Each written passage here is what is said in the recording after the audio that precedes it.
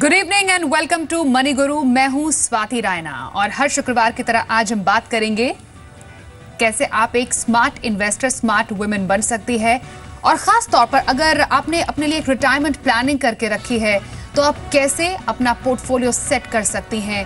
बेटे की शादी करनी है, उसके लिए कितना कॉर्पोरेट इकट्ठा करना है, इसके बारे में भी हम आपको बताएंगे। और रेगुलर इनकम कैसे मिलेगी, इसके लिए आपको कैसे प्लानिंग करने की जरूरत है, कैसे आप टैक्स सेव कर सकते हैं, टैक्स प्लानिंग कैसे कर सकते हैं, तमाम पॉइंट्स पर बातचीत हम करेंगे आज के खास वुमेन स्पेशल में। और हमारे साथ आज स्टूडियो में मौजूद हैं Jitendra Solanki, certified financial planner. Jitendra, आपका बहुत स्वागत है मनी गुरु में। चलिए दर्शकों के सवाल जवाब का सिलसिला शुरू करते हैं, क्योंकि काफी सवाल हमारे पास आए हैं। और ऐसा ही एक सवाल मेरठ से शेफाली राव का है।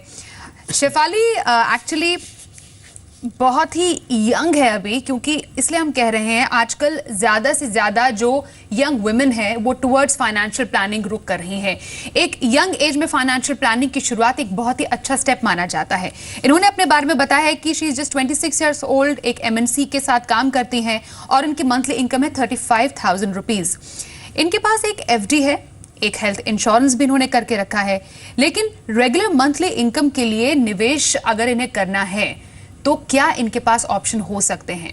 तो दो इनके पास FD में पैसे जरूर डालते हैं और हेल्थ इंश्योरेंस भी है। एक शुरुआत तो वो कर चुकी हैं जितेंद्र, लेकिन इसके अलावा अगर इन्हें अपना पोर्टफोलियो सेट करना है तो इन्हें क्या करना चाहिए?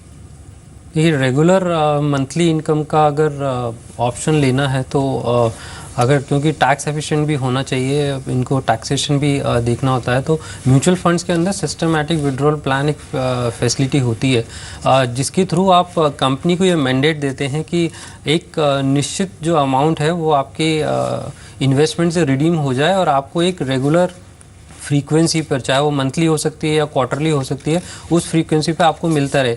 अब ये जो रेगुलर अमाउंट है या तो आपके सिर्फ प्रॉफिट से आ सकता है, और अगर दूसरे ऑप्शन में अगर प्रॉफिट कम पड़ता है तो आपके कैपिटल से भी आ सकता है। जहाँ तक इनकी बात है तो इनको रेगुलर मंथली इनकम की क्यों ज़रूरत है, क्योंकि इनकी उम्र अभी सिर्फ 26 साल है। मेरी राय में इनका जो ज़्यादा ध्यान होना चाहिए वो एक्यूमुलेशन पे होना चाहिए। लॉन्ग टर्म इनके जो भी गोल्स होंगे वो लॉन्ग टर्म होंगे। और अगर जैसे रिटायरमेंट के बाद जनरली हमको रेगुलर मंथली इनकम की ज़रूरत पड़ती है, तो 26 साल की उम्र में अगर आप रिटायरमेंट की प्लानिंग करते हो तो एक अच्छा खासा लंबा हॉराइजन आपके पास है, तो आपको एक्यूमुलेशन पे ध्यान देना चाहिए। उसके लिए आप रेगुलर इन्वेस्टमेंट आप सोच सकते हैं। और क्योंकि रेगुलर मंथली इनकम ये ऑलरेडी इनकम कमा रही हैं, और अगर रेगुलर मंथली इनकम आज की डेट में अगर ये करना चाहेंगी तो इनको अच्छा एक लमसम कॉर्पस इन्वेस्ट करना पड़ेगा। तो मेरी राय में थोड़ा अपने गोल को देखें कि इनको एग्जैक्टली क्या चाहिए। लॉन्ग टर्म अगर गोल है कोई तो उसके लिए एक्यूमुलेशन पे ज़्यादा ध्यान दें।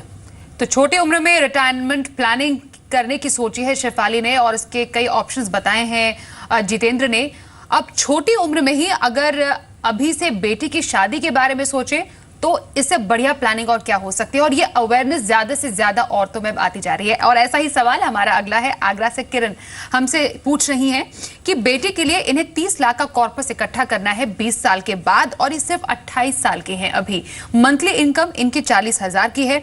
अब कुछ इन्होंने जो निवेश किए हैं इन्होंने हमें बताए हैं वो है जैसे FD, लॉन्ग टर्म बॉन्ड्स के जरिए इनका निवेश है, और SIP भी करती हैं। SIP भी इन्होंने शुरू की है, जो कि 7,000 रुपए पर महीने इन्होंने निवेश शुरू किया है। अब इन्हें अच्छा रिटर्न भी चाहिए, और एक गोल इन्होंने सेट किया अपने लिए जितेंद्र, वो है बेटी की शादी 20 साल के बाद। अब करंट जो इनके इन्वेस्टमेंट है, इनकी सैलरी है, इनके गोल के हिसाब से क्या ये अमाउंट आपको सफिशिएंट लग रहा है? कैसे आगे बढ़ें? देखिए 30 लाख का अगर कॉर्पस मुझे एक्यूमुलेट करना है और 20 साल का होराइजन है, तो अगर 12% का भी रिटर्न मुझे अपने निवेश पे मिल जाए तो लगभग 3-3.5 हज़ार मंथली का इन्वेस्टमेंट आता है। तो उस हिसाब से देखा जाए तो इनका जो इन्वेस्टमेंट अमाउंट है 7,000 रुपये पर मंथ, वो एक सफिशिएंट अमाउंट है। इस अमाउंट से ये मोस्ट प्रॉब्ली 50 लाख के अराउंड ये कॉर्पस इकट्ठा कर लेंगी। और जहाँ तक इन्वेस्टमेंट की बात आती है, क्योंकि लंबा होराइजन है, 30 साल है, तो इक्विटीज़ एक बहुत अच्छा इन्वेस्टमेंट ऑप्शन होता है। तो इक्विटी म्यूचुअल फंड्स का ये रूट ले सकती हैं। उसके अंदर भी बहुत सारी कैटेगरीज होती हैं, तो अगर ये लार्ज कैप पे ही फोकस करके अगर उसमें इन्वेस्ट करेंगी तो मेरी राय में इनको अच्छा रिटर्न मिलेगा, और जिस कॉर्पस को ये टारगेट कर रही हैं उस कॉर्पस को भी ये जमा कर पाएंगी। अब ऑलरेडी इन्होंने 7,000 रुपए प्रति मंथ का निवेश तो शुरू किया। जैसे जैसे आगे बढ़ेंगी तो किस तरीके से इन्हें अपने निवेश को भी बढ़ाना चाहिए, और क्या डाइवर्सिफाइड अगर ये इन्वेस्टमेंट करती हैं ये बेटर इनके लिए ऑप्शन होगा? हाँ, अगर जैसे 7,000 पर मंथ का जो निवेश कर रही हैं तो कुछ तो लार्ज कैप फंड्स को चुने। कुछ लार्ज कैप फंड्स हैं जैसे Birla Sun Life, frontline equity, ICC focus, blue chip, इस तरह से लार्ज कैप फंड्स को चुन के उसमें निवेश करें। एक डाइवर्सिफाइड पोर्टफोलियो बना के चले, जो थोड़ा तो आपका लार्ज कैप फोकस रहे। 70-75% पोर्टफोलियो एक लार्ज कैप की तरफ फोकस है। बाकी अगर 15-20% ये मिड कैप को भी अगर इंक्लूड कर लेती हैं तो क्योंकि 30 साल का होराइजन है तो इनके पोर्टफोलियो पे ओवरऑल इनको एक अच्छा रिटर्न मिल जाएगा। और ये सिर्फ इसलिए हो पाएगा क्योंकि इनके पास एक होराइजन बहुत लंबा है। 30 इयर्स का होराइजन काफ़ी लंबा होता है। ऑलराइट, आपका होराइजन काफ़ी लंबा है और आपने प्लानिंग बहुत अच्छी की है, आपका इरादा काफ़ी नेक है, इसलिए आप इस अगर थिंकिंग के साथ आगे बढ़ेंगी आप अपना जो गोल है वो ज़रूर पूरा कर पाएंगे। So all the very best to you. आगे बढ़ते हैं, दिल्ली से संगीता सारस्वत का सवाल लेते हैं। ये भी एक यंग लेडी है, she is just 33 years old, एक प्राइवेट कंपनी के साथ काम करती हैं और इन्होंने भी अपने लिए गोल सेट किया है जो कि रिटायरमेंट प्लानिंग है। जितेंद्र, हमें कई सवाल आते हैं कई दर्शकों के, खासतौर पर महिलाएं जब अपने लिए अपने फ्यूचर के बारे में सोचती है, ना सिर्फ अपने बारे में, बेटी की शादी, बच्चों की पढ़ाई के बारे में, और खासतौर पर रिटायरमेंट प्लानिंग के बारे में अवेयरनेस काफ़ी बढ़ गई है, ये हम कह सकते हैं। और रिटायरमेंट के लिए स्पेशली अगर किसी पॉलिसी में इन्वेस्ट करना हो तो किस तरह से आगे बढ़ा जाए इतनी यंग एज से? देखिए, रिटायरमेंट के लिए पहले दो ऑप्शन होते थे। एक तो आपके पास म्यूचुअल फंड्स है ही जिसमें हम एक पोर्टफोलियो बना के और रिटायरमेंट के एक्यूमुलेशन पे ध्यान दे सकते हैं। इसके अलावा इंश्योरेंस कंपनीज के पेंशन प्लान होते थे, लेकिन पेंशन प्लान क्योंकि उनका अपना कॉस्ट स्ट्रक्चर की वजह से और काफ़ी सारे नॉर्म चेंज हुए उसकी वजह से अब बहुत ज़्यादा अट्रैक्टिव नहीं रह गए हैं। आज की डेट में अगर रिटायरमेंट प्लानिंग करनी है तो नेशनल पेंशन स्कीम है जो कि एक अच्छा प्रोडक्ट है। इसके अंदर आप रेगुलर निवेश कर सकते हैं म्यूचुअल फंड की तरह। आपके पास फंड मैनेजर्स होते हैं, 6 से 8 फंड मैनेजर्स हैं। आप चूज़ कर सकते हैं आपका निवेश कितना इक्विटी और कितना डेट में जाएगा। अगर आप मैनेज अपने आप कर रहे हैं और आप मैनेज नहीं कर पाते हैं कैसे आपको एलोकेशन चेंज करना है, तो ऑटो एलोकेशन का भी फीचर होता है जो आपकी उम्र के अकॉर्डिंग घटता जाता है और रिटायरमेंट के नज़दीक होने पे पूरा का पूरा एलोकेशन डेट में हो जाता है।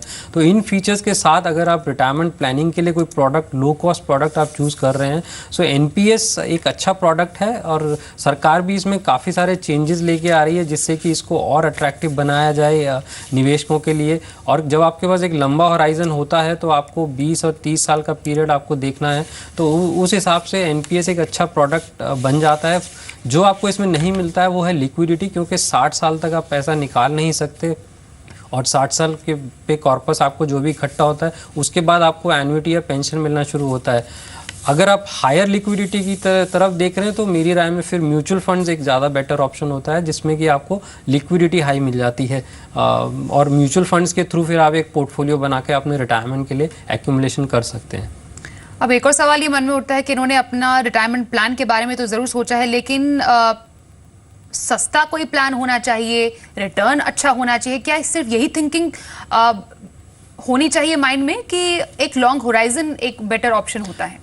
होराइजन बिल्कुल एक बहुत बड़ा इंपॉर्टेंट फैक्टर है, क्योंकि जब आप अच्छा रिटर्न आप किसको बोलते हैं? अच्छा रिटर्न बोलते हैं जब आपको 10% 12% का आपको एक अच्छा रिटर्न मिलता है। और अच्छा रिटर्न अगर आप देखेंगे तो इक्विटीज़ मार्केट में ही आपको अच्छा रिटर्न मिल पाता है और इक्विटी मार्केट अपने आप में एक लॉन्ग टर्म एवेन्यू है।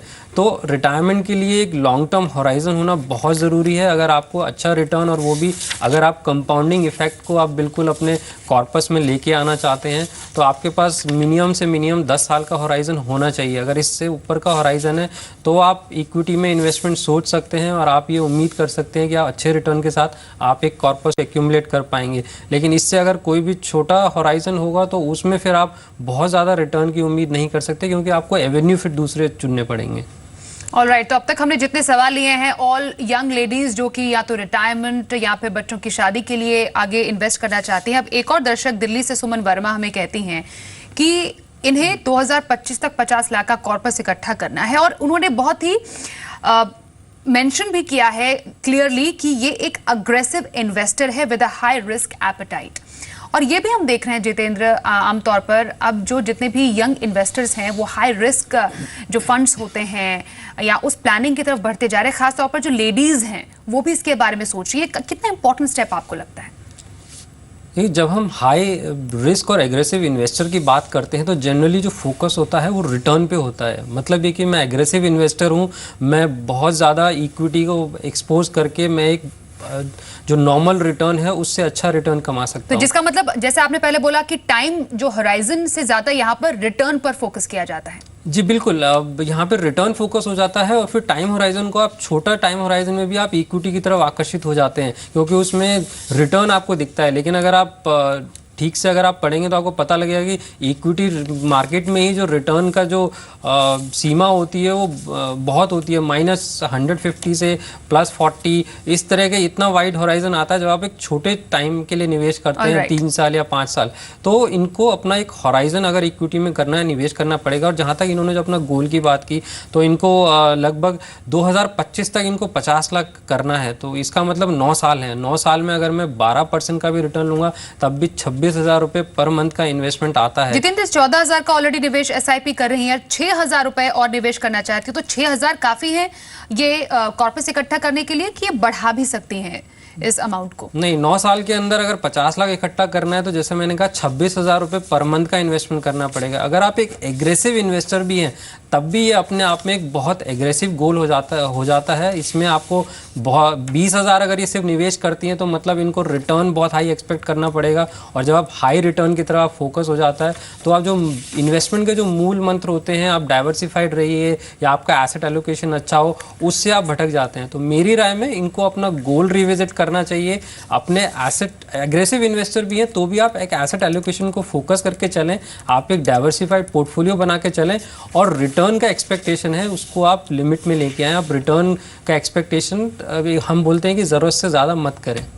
मनी गुरु में आपके पास कोई भी सवाल है आप हमें ज़रूर भेजिए, आपकी हर क्वेरी का जवाब हम देंगे, अपने एक्सपर्ट से जानेंगे। और इसके लिए हमारा ईमेल ID है moneyguru@zmedia.slgroup.com या फिर SMS कर सकते हैं विद कोड शी। अपना सवाल 57575 पर भेज दीजिए।